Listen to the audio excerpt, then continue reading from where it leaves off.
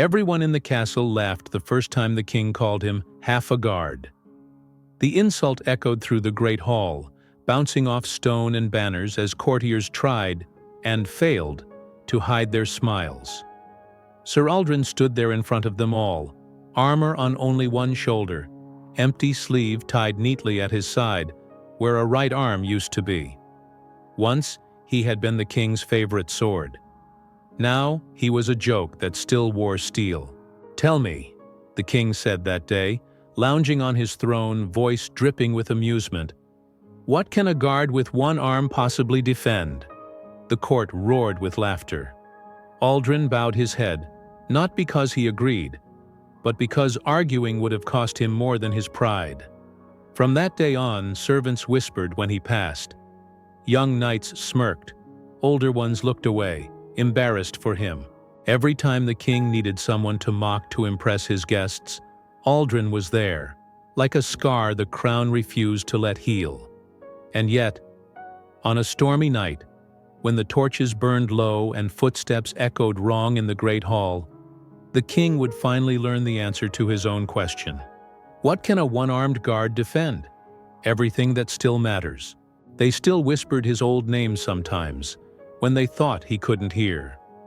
Aldrin the Unbroken, the king's fastest sword, the man who stood in the breach at Redmere Pass until the river itself ran red. That was before. Now, as he crossed the training yard with his empty right sleeve tied neatly at his side, the whispers had changed. "You are half a guard. Should have stayed in the infirmary. Only still here because the king feels sorry for him." Steel rang in the cold morning air as young knights drilled in lines, blades flashing in practiced arcs. Aldrin watched their footwork as he passed, the way their stance shifted too wide, the way their wrists twisted just a little too far on each swing. He could have corrected a dozen mistakes in 10 steps. No one asked. "Sir Aldrin," a voice called. He turned. It was Ronan, a boy hardly older than 18, still more limbs than armor. His helmet sat crooked on his head. His breastplate looked one size too big. "Captain of the Half Guard," Ronan said with a crooked grin, falling in step beside him. "You're early. Again." Aldrin snorted. "The man who's lost an arm learns to make friends with time. It doesn't give second chances." Ronan's smile faltered, guilt flickering across his freckled face. "I didn't mean—" "I know what you meant," Aldrin cut in, not unkindly. "Just tighten the strap on your left pauldron. If you raise your shield like that in a real fight, you'll lose more than a helmet." Ronan blinked, then quickly adjusted the leather strap. The boy idolized him. That was the worst part. Ronan had grown up on stories of Aldrin's battles, of the night he'd dragged 3 wounded men from a burning gate with blood in his eyes and a broken spear in his side. Ronan hadn't been there when Aldrin lost his arm. No one from the court had. No one who now laughed when the king said half a guard had seen Aldrin on the field, holding a shield in his left hand while his right arm hung useless and bloody, refusing to fall until the last civilian wagon made it through the gate. Scars did not count as proof in marble halls. A horn sounded from the inner yard. 3 short blasts. Ronan flinched. "Summons to the great hall, the king's breakfast court."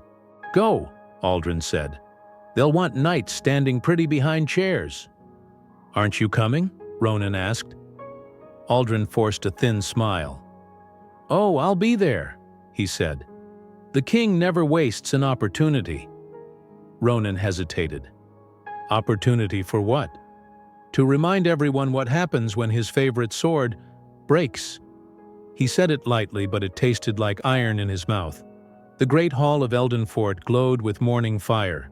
Long tables stretched from the wide doors to the raised dais where the king's chair sat beneath a banner of gold and deep green. Servants moved like a quiet current around the edges, filling goblets, setting down platters, whisking away crumbs before they could offend noble eyes. Aldrin took his place along the wall with the other guards. Not at the front, not at the doors, but just slightly to the side, where he could be seen when people wanted to look, and forgotten when they didn't. His armor was simpler than the knight's, but well polished. His left shoulder bore the royal crest. His right, empty pauldron strap lay flat against the cloth of his tunic, nothing to hold. "Try smiling," murmured Garrick, another guard at his side. "Maybe he'll pick on someone else today." "He'll pick on whoever makes the rest laugh loudest," Aldrin replied. "Today, that's still me." Garrick grimaced. "Doesn't sit right. A king mocking the man who took an arrow meant for his throat." Aldrin's jaw tightened. "That was a long time ago," he said. "Long enough that he can pretend it was someone else." Trumpets blared. Conversation died. King Edric entered with easy, practiced grace. Dark hair threaded with silver, crown resting light on his brow like it had never been forged of anything heavier than air. He wore a simple dark tunic today, but the way the room tilted toward him proved he didn't need jewels to shine. Behind him walked two men of note. Lord Merron, master of coin, his belly pressing against rich fabric, eyes always measuring, and Sir Corvin, the silver-haired captain of the Royal Guard, whose gaze flicked over the room like a sharpened blade. Edric sat. The hall exhaled as if it had been holding its breath. "Good morning," he said, voice smooth as polished wood. "Let's see who needs my wisdom today." His wisdom. What he meant was, "Let's see who will amuse me." Petitions began. A merchant complaining of taxes, a minor lord grumbling about border disputes, a noblewoman worried about stolen jewels she'd probably misplaced herself. Edric listened. Sometimes he decided fairly. Sometimes he decided foolishly. Always he decided loudly. Aldrin watched, silent. He saw things others did not. The twitch of a jaw here, the tightening of fingers on a cup there, the way a guard shifted weight closer to the king whenever certain names were spoken. Being half a guard, it turned out, left him with more attention to spare. "Next," the king said eventually, bored. Sir Corvin leaned down to murmur something in his ear. Edric's eyes flicked to Aldrin. Ah, there it was. "Actually," the king said, voice brightening, "I find myself in need of a demonstration."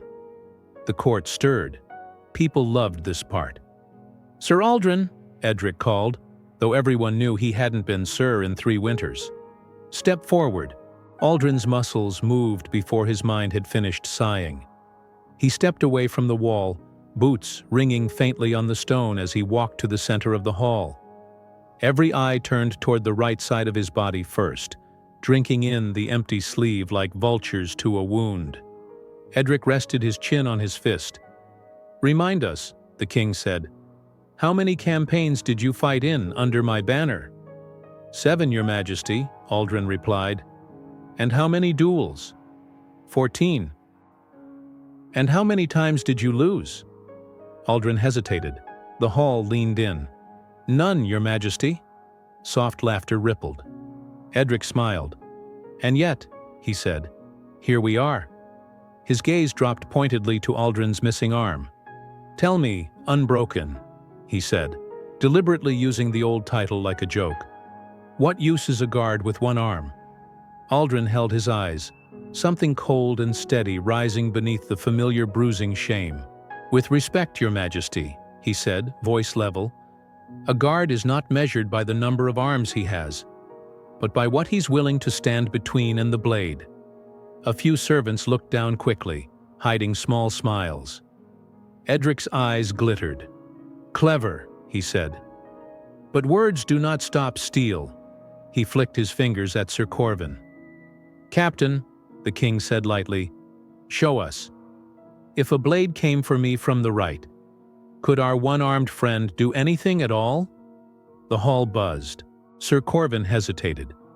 Just a flicker, then obeyed, stepping to Aldrin's right side. The old captain's movements were slow, deliberate, almost apologetic. "Defend me," Edric ordered. "However you can." A wooden practice blade was tossed to Corvin from a nearby rack, harmless enough for a demonstration.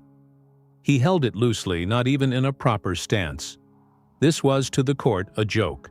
Corvin lifted the sword with his right hand and swung it in a lazy arc toward Aldrin's exposed right shoulder. The side with no arm, no shield, no chance. Gasps and muffled laughter rose. In that instant, Aldrin did nothing. He did not move. He did not flinch. He simply watched the blade come, eyes steady. At the last possible second, Corvin arrested the strike himself, stopping the wooden sword inches from Aldrin's neck. The room chuckled. "See?" Edric spread his hands. "Even our brave Aldrin cannot stop what he cannot reach." He turned to the hall. "But remember, people of Eldenfort, I am generous. I keep him. I feed him. I give him a place at my wall. Not every king would waste silver on half a sword." Laughter broke fully now. Some forced, some genuine, all of it heavy. Aldrin felt each sound like a stone. He bowed, first to the king, then to the room, because anything less would be grounds for exile. As he turned away, Ronin's eyes met his from the line of younger guards. Wide, furious, helpless. Aldrin gave the boy the smallest shake of his head. Don't speak. Don't move. Don't ruin your future on my broken past." He returned to his place at the wall. The rest of the morning was a blur of petitions and judgments, none of which mattered. Only one thing stuck in Aldrin's mind. The question Edric had thrown at the hall like a joke. What use is a guard with one arm? By the time the sun had begun to sink and the castle's long shadows stretched across the inner yard, the question had become a promise. One day, Aldrin thought, the king will ask that question again, but not with laughter in his voice. And someone, fate, the gods, or whatever cruel thing watched from the high rafters, seemed to agree. Because as torches were lit that night, and rain began to fall in cold silver sheets against the castle windows, a man Aldrin had never seen before slipped through the outer gate, wearing a harmless servant's cloak, walking with a harmless servant's step, and carrying, hidden in his sleeve, a knife meant for a king. Rain came first. It started as a whisper against the stone, faint, almost polite. By the time the castle lamps were being lit, it had turned into a steady drumming, like fingers tapping on the roof of Eldenfort, impatient and cold. Aldrin stood his post in the great hall again, left shoulder against the wall, one hand resting near the hilt of his sword. The hall looked different at night. Fewer nobles, fewer servants, more shadows. The king held a smaller private feast for his closest advisors. Lord Marin, Sir Corvin, two lesser lords whose names changed depending on who needed favor that week. Edric laughed louder at night. Wine did that. "And I told him," the king said, lifting his goblet, "if my one-armed guard can stand straighter than you, you're not drunk. You're useless." The men around him roared with laughter. The words floated down the hall and hit Aldrin's ears like dull blows. He didn't flinch. He had learned long ago that the most dangerous thing he could do was show the king he'd found the bruise. "Still here, half a guard?" Lord Marin called, wiping tears of laughter from his eyes. "You must be loyal to keep coming back for this." Or stubborn, Aldrin thought. Or stupid. "Loyalty is hard to waste once you've earned it," Aldrin said calmly. "It clings." Sir Corvin's gaze flicked toward him, then away. A faint warning lived in his eyes. Not hostility, but the weary recognition of a man who had seen too many good soldiers tested to breaking. "Leave it, Marin," Corvin muttered. "The king's had his sport today." Edric waved a hand. "I will have my sport when I like. If my guard cannot withstand a jest, how can he withstand a blade?" He said it lightly. But somewhere in the farthest shadow of the hall, a man in a plain servant's cloak heard only the last word. Blade. He moved like someone who knew how to disappear. He had entered with the kitchen staff carrying a crate. No one had looked twice. Servants changed often, faces blurred. Who counted them? Who cared? Aldrin did. Not enough to act yet, not enough to name why, but enough that his eyes kept returning every few breaths to that same corner. Something itched at the back of his thoughts. The man moved correctly for a servant. Head slightly bowed, steps quiet, shoulders tired, but his stance betrayed him. Feet always placed with balance, shoulders never too slumped, hands never fully relaxed. Aldrin had seen that posture before, on battlefields, not in kitchens. He shifted his weight subtly, angling his body so his left eye had a clearer path across the hall. The man in the cloak set down his crate near a pillar. A moment later he straightened and did not bend again. His hand disappeared into his sleeve. The air in the hall changed. Aldrin didn't hear anything. No shout, no clash, no command. But he felt it, like the tiny breath before a storm's first lightning. Sir Corvin was watching the king. Lord Merrin was watching his wine. The lesser lords were watching each other. Only Aldrin was watching the shadow. The cloaked man stepped away from the pillar, each stride precise, aimed not at the tables, not at the servants, at the dais, at the king. In that instant, time forked. In one path, half the hall noticed too late. In another, no one noticed at all. But in this one, a one-armed guard moved. Aldrin did not shout. There was no time. His left hand dropped to the hilt of his sword, fingers closing, drawing in one smooth motion. Pain flared along old scars, as his body remembered what it had been, and refused to accept what it lacked. He pushed off the wall with his shoulder. The world narrowed. The cloaked man's hand flashed from his sleeve, steel catching torchlight. A thin, dark knife, perfect for slipping between ribs. Aldrin's boots hit stone. 3 long strides. The assassin surged forward, cloak flaring back, face now visible. Sharp, unremarkable, the kind that disappeared into crowds. His arm drove the knife straight toward the king's unguarded side. "Aldrin!" someone shouted. Later he would realize it was Corvin. But the sound came distant, useless. The distance between assassin and king vanished.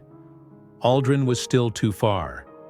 In the old days, he would have lifted his shield with his right arm, taking the blow on wood and iron, letting the shock run up muscles that no longer existed. Tonight, he had no shield. He had only his body, and one last lesson to teach the king. At the final moment, Aldrin changed direction. He did not aim for the knife.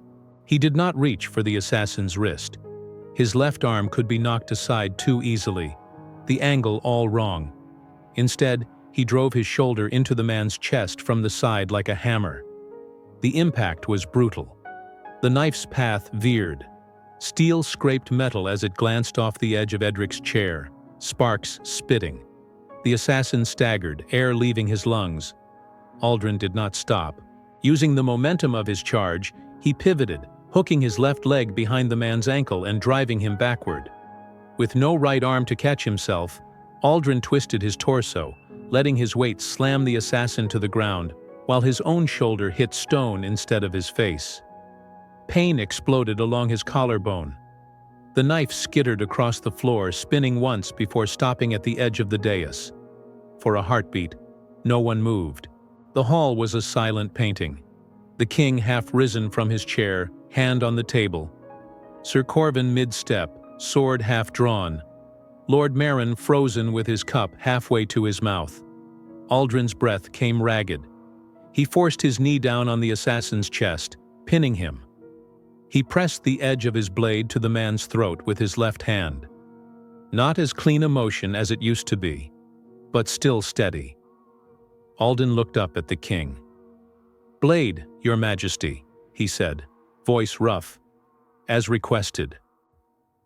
The spell broke. "Guards!" Sir Corvin roared, the shout finally catching up to the moment. "Seize him!" Men in armor rushed forward, grabbing the assassin's arms and legs. Aldrin let them take the weight, pushing himself upright with a wince. His right side screamed in protest. Old wounds, new impact. He ignored them. Someone picked up the fallen knife and laid it on the table before the king. Edric stared at it, color draining from his face. The weapon was coated in a thin, dark sheen that was not just oil. "Poison," Corvin said quietly. "Fast, by the look." Edric swallowed once. "Search him," the captain ordered. One of the guards shoved back the assassin's sleeve, revealing a leather bracer stamped with a symbol Aldrin didn't recognize, a coiled serpent around a broken crown. "Not one of ours," Garrick muttered. "Or any neighbor we like." The assassin said nothing. His eyes, however, flicked once to Aldrin. Not in thanks, not in hatred, but in cold assessment. As if measuring the one thing he had not planned for. A man everyone had already counted out. The king's voice, when it came, shook. "Take him to the dungeons," Edric commanded. "Keep him breathing. I want names." The guards dragged the assassin away. The doors boomed shut behind them. For a long moment, no one in the hall spoke. The rain outside hammered against the windows like applause from a furious sky. Finally, Lord Meron cleared his throat. "Well," he said weakly, "I suppose half a guard is still half useful." The joke fell like a stone into a grave. No one laughed. Edric remained standing, one hand braced on the table. His gaze found Aldrin. The king looked at him now with the awareness of a man who had just heard a bell ring very close to his ear. One he hadn't known was there until it sounded. The weight of the moment pressed down. "Aldrin," Edric said. There was no mocking lilt to his voice this time. The entire hall watched, breath held. Servants, knights, advisors, all waiting to see what shape the king's pride would take, now that it had been dragged, thrashing, back from the edge of a blade. Edric began, then stopped. The word "thank" seemed to catch somewhere between his throat and his crown. He swallowed it. "I will speak with you," he said instead, "in my private chamber. Now." Sir Corvin's eyes widened just enough to show surprise. "As you command, Your Majesty," Aldrin said. He sheathed his sword, slower than he would have liked, and followed the king up the side steps behind the dais, through a small door, into the quieter, narrower halls of the royal wing.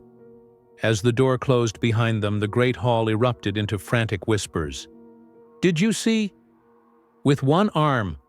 If he hadn't moved, the king would be—" But Aldrin heard none of it. All he heard was the echo of Edric's question from that morning, and the answer his body had just given without words. What use is a guard with one arm? Enough, apparently, to stand between a king and the death no one else saw coming.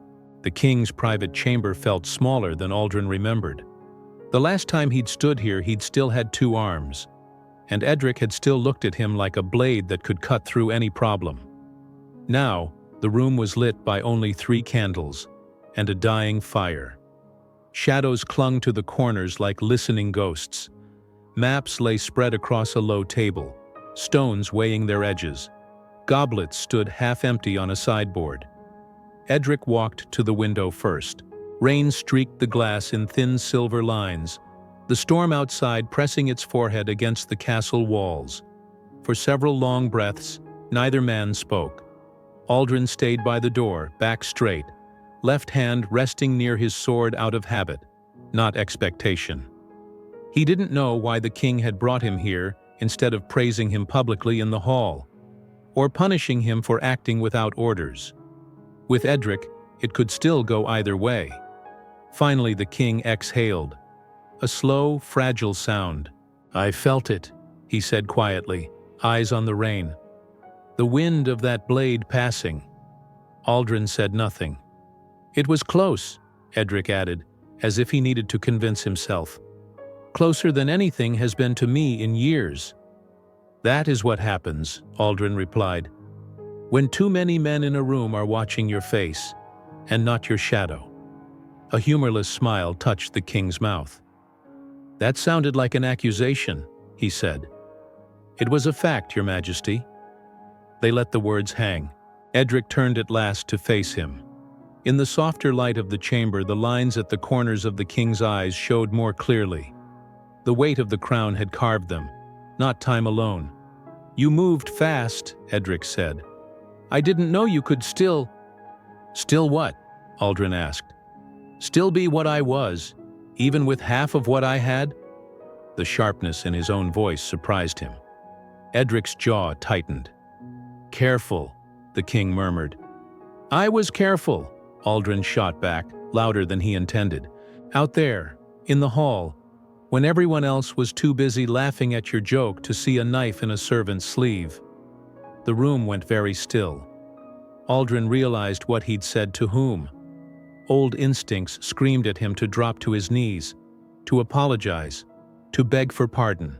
He did not move. He had just stood between this man and a poisoned blade. If there was any moment in his entire life to speak plainly, it was now. Before the court rumor turned it into another story where the king was the only hero, Edric watched him, eyes cold, but not as cold as they used to be. "You think I don't know what they say?" the king asked. "That's not my concern," Aldrin replied. "My concern is what you say." The king's gaze darkened. "You forget yourself," he warned.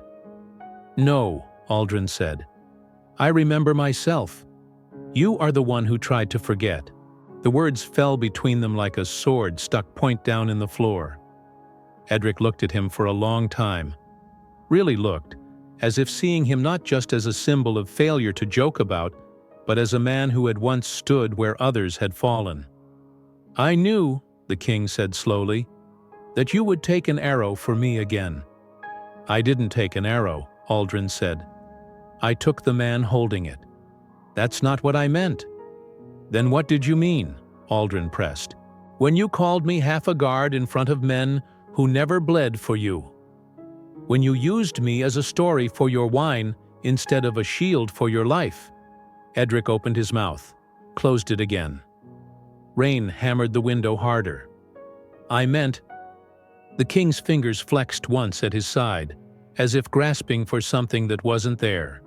"I meant that if you could be cut down like that, if you could lose an arm, then so could I." Aldrin blinked. He hadn't expected that. "You humiliated me," the king continued, "so I didn't have to look at the truth in my own hands. Because if Aldrin the Unbroken could be broken, what did that say about the rest of us?" He gave a rough little laugh. "It was easier," he said, "to pretend it was funny." Silence stretched between them. It wasn't an apology, not yet, but it was the closest thing to a wound Aldrin had ever heard in the king's voice. "A king shouldn't fear that," Aldrin said quietly. "Being breakable." Edric's gaze snapped to his. "And what should a king fear?" he demanded. "The day," Aldrin replied, "he cannot admit he is." The words were simple. Their weight was not. Edric looked away first. "Do you know why I kept you?" he asked after a moment. "Why I didn't pension you off to some farm and let you vanish into a story told in taverns?" "I assumed," Aldrin said dryly, "you liked having a reminder of your mercy standing at the wall." Edric actually huffed a small laugh at that. "Partly," he admitted. "Kings like to see themselves as merciful. It helps us sleep." He walked to the table, hand brushing over the edges of a map without really seeing it. "But also," he said, "because every time I saw you standing at that wall with one arm and your head still high, I knew that if you could bear what you'd lost, then I could bear what I feared losing." Aldrin swallowed. "I never asked to be your mirror," he said. "And I never asked," Edric replied, turning back to him, "to owe my life to a man I've spent 3 years turning into a punchline." There it was, cracked, ungraceful, but real. The king stepped closer. No throne, no dais, no audience, just 2 men, differently scarred by the same kingdom. "I cannot take back what I've said in that hall," Edric went on. "What I've let others say. I cannot unteach them the shape of their laughter." He drew a breath. But I can decide what happens the next time they look at you." Aldrin's heart slowed, then sped. "Send me away," he said. "If you're afraid of what it will look like to stand by a broken shield, then cut me loose. Let them think whatever they like." Edric shook his head. "No," he said. "That's what I would have done yesterday." He seemed almost surprised by his own words. "Today," he went on, "I find I need you." There was no jest in it. "I need," Edric said, "someone who has already been broken and still stands. Someone who sees the cracks in others before they become blades at my table. Someone who doesn't need my approval to tell me the truth." He paused. "I need," the king finished, "the man who moved when everyone else in that hall hesitated." Aldrin felt something inside him shift. A long rusted hinge creaking open. "You have Sir Corvin," he said. "You have your knights, your spies, your council." I have men who answer to my crown," Edric replied. "I want one who answers to my conscience." Aldrin frowned. "What does that even mean?" "It means," Edric said, "that from this night you stand where you always have. But not as a joke, not as a pity, not as a half thing I keep around to feel generous." He reached for a small wooden box on the side table and opened it. Inside lay an old metal pin. Simple iron shaped like a shield split down the middle, and reforged with a bar of metal across the break. Edric picked it up. "You used to be my sword," he said. "I called you that. I made you believe that was the only shape of your worth." He brought the pin closer, the candlelight catching on its dull surface. "Now," he said, "I name you something else." Aldrin's throat felt tight. "I don't need a title, Your Majesty." "This isn't for you," Edric said quietly. "It's for them. For the ones who need to learn what value looks like when it doesn't fit their stories." He stepped forward and pinned the broken shield emblem above Aldrin's left breast, just below the royal crest. "You will still wear armor," the king said. "You will still stand at my hall. You will still draw your sword when you must. But when I look at you, Aldrin, I will not see a ruined weapon." He held Aldrin's gaze, king to guard, man to man. "I will see," Edric said, "the first of my unbroken shields, those who have lost much, and still stand between me and the dark." The words hit Aldrin harder than any blow he'd taken on a battlefield. "Others will earn this," Edric added, touching the pin. "Soldiers who return from war with scars the court doesn't like to look at. Men and women missing limbs, eyes, voices, but not courage. If they can still stand, if they can still serve, they will stand with you. By my order." Aldrin swallowed against the lump in his throat. "You're changing the way they see us," he said. Edric shook his head. "No," he replied. "You changed it the moment you moved toward that knife when there was every reason to let it come." He stepped back. "I am only catching up." Silence settled again, but it felt different now. Not a wall, a bridge. "You could still send me away," Aldrin said softly, "one last time, testing the shape of the night." Edric's answer was immediate. "I just named you the man who stands between my blind spots and my grave," he said. "If I send you away now, I may as well walk into the next knife myself." Aldrin huffed a sound that might, in better light, have been mistaken for a laugh. "As you wish, Your Majesty," he said. He bowed. Not the deep, automatic bow of a man who had been taught he was less. A soldier's bow. One given, not taken.